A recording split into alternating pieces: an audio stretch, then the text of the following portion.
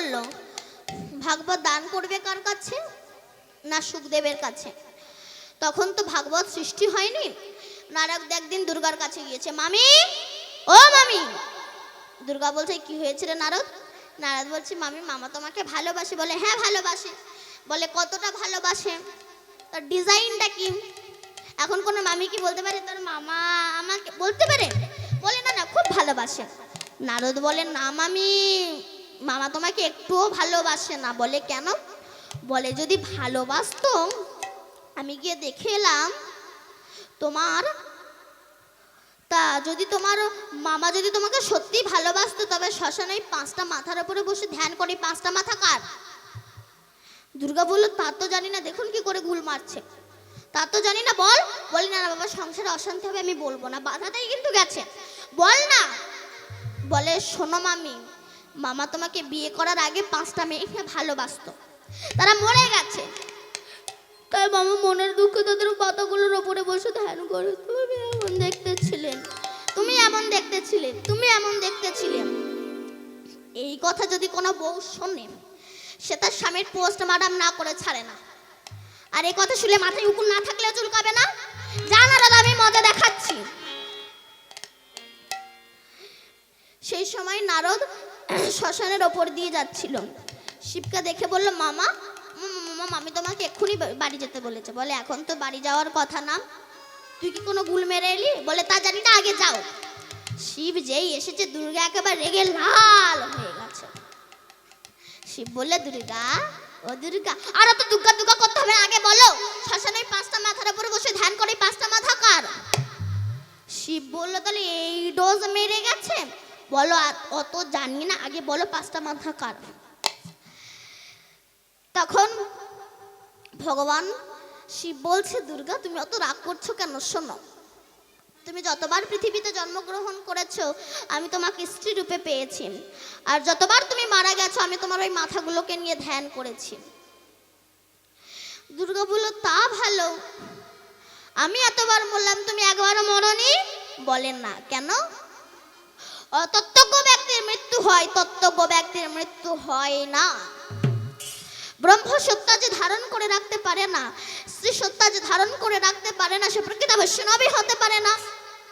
তুমি দীক্ষা নাও, দীক্ষা নিয়ে শিক্ষাগুরু ধরো, শিক্ষাগুরু ধরে কামবেশ কাম গায়ত্রী জপ করো, কামবেশ কাম গায়ত্রী জপ করে 7 ফোঁটা রক্ত ভিয়ান করে যে 1 ফোঁটা শক্তিবিন্দু তৈরি হয়, যেটাকে ব্রহ্ম বস্তু বলা হয়, সেটাকে যখন শত সহস্র পদে ধারণ করে রাখতে পারে সেই প্রকৃত বৈষ্ণব।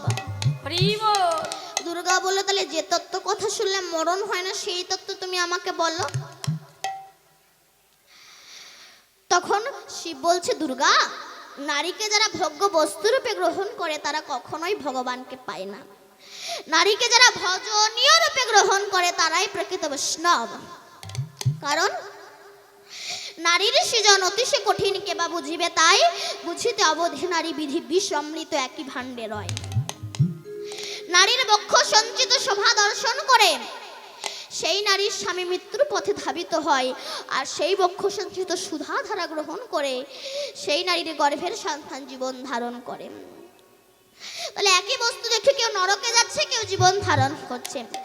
তাই নারীর সৃজন অতিশয় কঠিন কেবা বুঝিবে, তাই বুঝিতে অবধি নারী বিধি বিষ অমৃত একই ভাণ্ডে রয়। যেমন দীপিকা উজরে অধিকা ভিতরে অনল শিখা, পতঙ্গ দেখিয়া পড়য়া ঘুরিয়া পুরিয়া মরে পাখা। দেমতি ঘুরিয়া জগৎ পুরিয়া কাম অনলে পুরি মরে, কিন্তু রসঙ্গ যে জন সে করায় পানে বিস্তারে অমৃতেরে। হংস চক্র বাক উদক মৃণালে দুগ্ধ সদা খায়, দেমতি নইলে কোথা প্রমোদিলে দ্বিজ চণ্ডী দাস ইহা কয়। এই তত্ত্ব কথা শুনতে শুনতে দুর্গা ঘুমিয়ে পড়েছে। এখন ওই বেল গাছে বসেছিল একটা শুক পাখি। সেই সময় শুক পাখিটা গর্ভবতী ছিল। হঠাৎ ডিমটা প্রসব হয়ে একটা ছোট্ট শুক পাখি হয়ে শিবের মুখে সমস্ত তত্ত্ব কথা আস্বাদন করেছে। শিব চোখ খুলে দেখলেন একটা ছোট্ট পাখি আমার মুখে সমস্ত তত্ত্ব কথা আস্বাদন করে নিয়েছে। শিব ভাবলো তাহলে এই তত্ত্ব কথা তো প্রচার হয়ে যাবে। যে সময় ত্রিশূল নিয়ে ছুটে গেলেন সে সময় পাখিরা উঠতে উঠতে উঠতে উঠতে ব্যাসের স্ত্রী বৃথিকা দেবী হা করে চুল ছিলেন। পাখিটা উঠতে উঠতে গিয়ে মায়ের মায়ের এই গাল থেকে গর্ভে গিয়ে প্রবেশ করেছে। শিব বসেছিল কতদিন, কত বছর? 16 বছর। ব্যাস বলল, শিব তুমি এখানে কেন? শিব বলল, আমার মুখে তত্ত্ব কথা শুনে একটা পাখি তোমার স্ত্রীর গর্ভে প্রবেশ করেছে, ও যখন বহির প্রকাশ হবে ওকে হত্যা করব। ব্যাস বলল, শিবের মুখে যে তত্ত্ব কথা শোনা পৃথিবীর হেন কোনো শক্তি নেই যে তাকে মারবে, চলে যাও। শিব যখন চলে গিয়েছিল ওই 16 বছরের পূর্ণ যুবক আমার সুখদেবের জন্ম হয়েছিল। নিতাই গৌর হরি বল।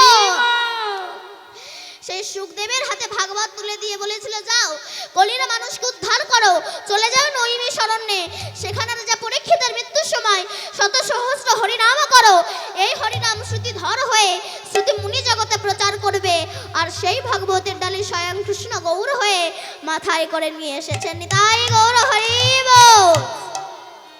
হে ভক্তমণ্ডলী এবং ভক্তিমতী মায়েরা, হে ভক্তমণ্ডলী এবং ভক্তিমতী মায়েরা, আজ আমি এখানেই লীলা বিশ্রাম রাখলাম। সবাই মিলে বলুন, শ্রীমদ্ ভাগবত মহাপুরাণে কি জয়, শ্রী ব্যাসদেব কি জয়, শ্রী শিল সুখদেব গোস্বামী কি জয়, পরীক্ষিত মহারাজ কি জয়। জয় জয় নিতাই গৌর হরি বল।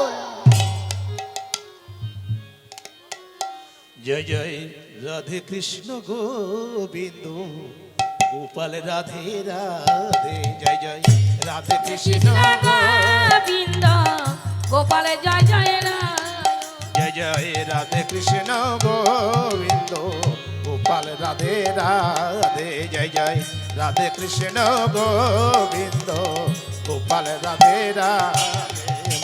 গোবিন্দ রাধে রাধে গোপাল রাধে রাধে। গোবিন্দ রাধে রাধে গোপাল রাধে রাধে। রাধে কৃষ্ণ গোবিন্দ গোপাল রাধে রাধে। জয় জয় রাধে কৃষ্ণ গোবিন্দ রাধে রাধে গোপাল কৃষ্ণ রাধে। জয় জয় শ্যাম সুন্দর মদন মোহন বৃন্দাবন চন্দ্র। জয় জয় শ্যাম সুন্দর মদন মোহন বৃন্দাবন চন্দ্র। জয় জয় রাধে কৃষ্ণ গোবিন্দ গোপাল রাধে রাধে। জয় জয় রাধে গোপাল কৃষ্ণ কৃষ্ণ জয় রাধে রাধে রাধে রাধে। জয় জয় রাধা রমন রাজবিহারী শ্রী গোকুলানন্দ। জয় জয় রাধা রমন রাজবিহারী গোকুল বৃন্দাবন। জয় রাধে কৃষ্ণ গোবিন্দ গোপাল রাধে রাধে।